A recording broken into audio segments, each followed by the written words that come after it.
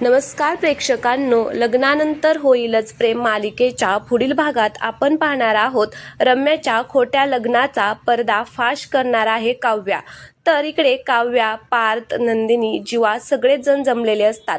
त्यावेळेस काव्या सगळ्यांना समजावून सांगते की रम्या विजय बरोबर लग्न करून आलेली आहे, पण तिने खरंच लग्न केलेलं आहे का ती आपल्याला फसवण्यासाठी हे नाटक करत आहे हे आपल्याला बघायला पाहिजे। त्यासाठी माझ्याकडे एक प्लॅन आहे ज्याच्यामुळे आपल्याला कळेल की ते लग्न खरं आहे की खोटं।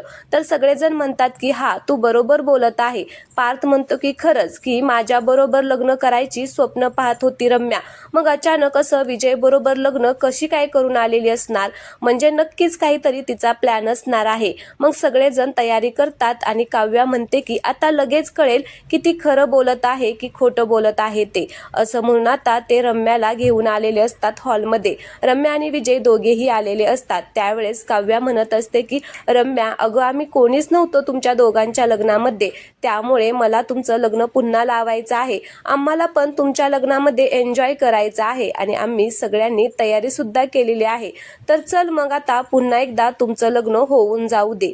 काव्या रम्यासाठी आणि विजयसाठी 2 फुलांचे हार घेऊन आलेली असते।